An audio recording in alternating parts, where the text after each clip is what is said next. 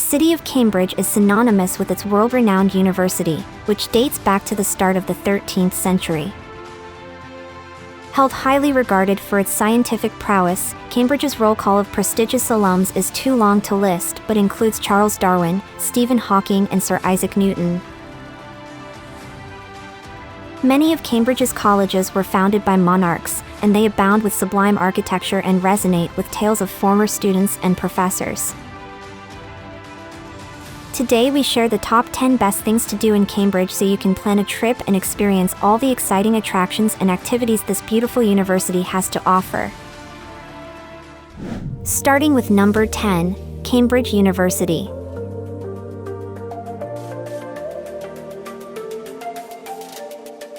Official tours of the constituent colleges are offered by the university's official, Blue Badge guides, who have to pass stringent exams to get the job.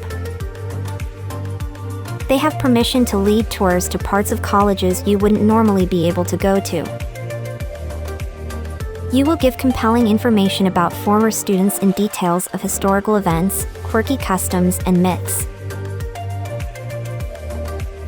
You can also make self-guided visits to colleges, which are listed below.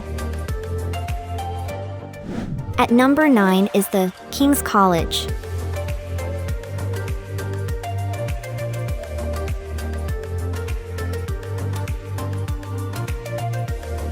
Founded by Henry VI in 1441, King's College and its chapel and front court are the most readily associated with Cambridge.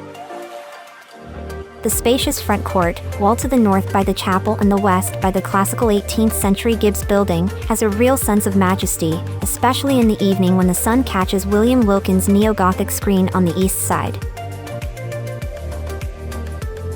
But Cambridge's masterpiece is the King's College Chapel, erected in stages from 1446 to 1515 and held as one of the great works of late Perpendicular Gothic architecture.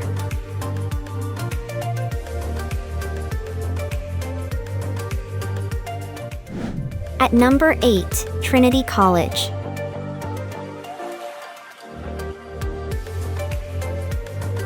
Henry VIII established Trinity College in 1546, and his statue is in an ornate niche above the Great Gate.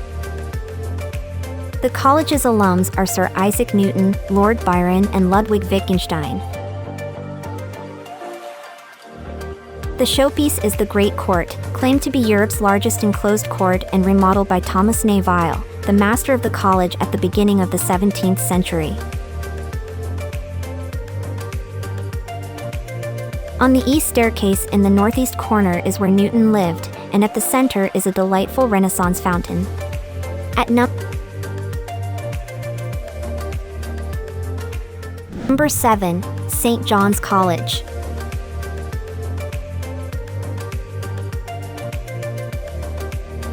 The college was founded in 1511 by Lady Margaret Beaufort, mother of King Henry VII. Her coat of arms sits above the Tudor Great Gate on St. John Street and is flanked by a pair of mythical beasts known as Yales. As with most colleges, St. John's is arranged around a series of courts, and you'll travel from the first court to the second court and third court in the Tudor and Jacobean styles. In the dining hall, the linen fold paneling dates to 1528, while Sir George Gilbert Scott designed the sumptuous college chapel in the 19th century and shown for its stained glass showing scenes from the life of Christ. At number 6 in our list, Christ's College.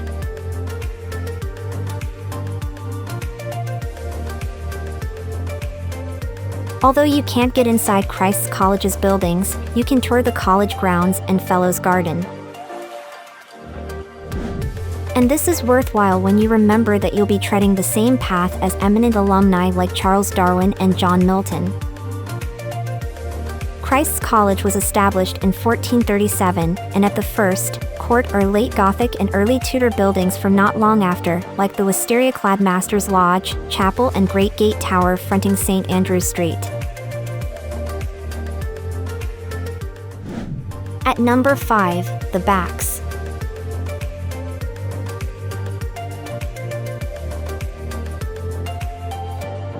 Literally, where a line of Cambridge colleges all back onto the River Cam, the Backs is the prettiest place to stroll in the city. It's a grade I historic park making up the grounds of St. John's Trinity, Trinity Hall, Clare, Kings and Queens.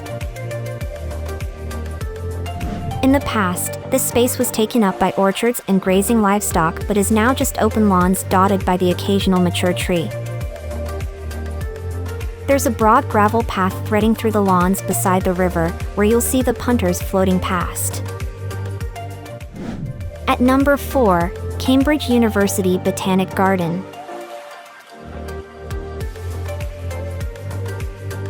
Moments west of Cambridge Railway Station, the Botanic Garden has aesthetic value to match its scientific importance, containing 8,000 plant species in its 16 hectares.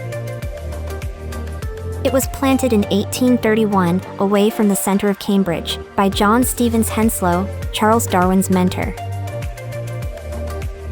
Almost half of the species are kept in a series of glasshouses, with environments mimicking the oceanic islands, mountains, tropical rainforests, arid landscapes in the period before flowers evolved.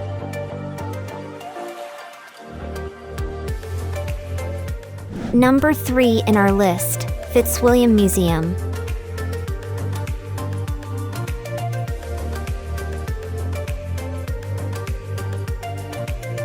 This free attraction is an art and antiquities museum fitting for one of the world's most prestigious centers of higher learning. The 5 departments at the Fitzwilliam Museum are paintings, drawings and prints, manuscripts and printed books, coins and medals, applied arts, and antiquities.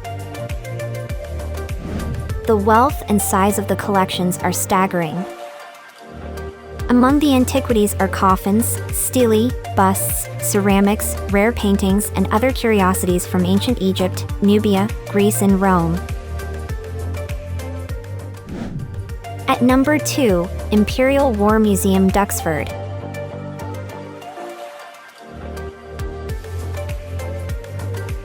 The biggest aviation museum in Britain is at a former RAF base 10 miles south of Cambridge. There are 5 hangars, including the recently extended Hangar 1, which houses more than 30 aircraft starting with the First World War. In Hangar 2, you can see planes in working order and watch restoration work in progress, while Hangar 3 combines naval aircraft and vessels, and Hangar 4 is devoted to the Battle of Britain during the Second World War. Check out the number 1 places in our list, Queen's College.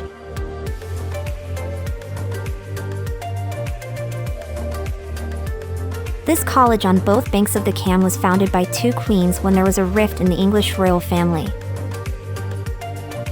The first founder was the Lancastrian Margaret of Anjou in 1448, and the college was refounded in 1465 by the rivaling Elizabeth Woodville, wife of the Yorkist Edward IV. You can enter Queen's College for £3.50 and visit the Old Court from the mid-15th century, where the Old Library has England's earliest celestial globes, produced in the 16th century. Now it's time to hear from you. What's your favorite thing to do in Houston? Is there something we missed? Let us know in the comments section below, and don't forget to give this video a like and subscribe to Greenable if you haven't already. Click the bell icon to stay updated on all our latest content.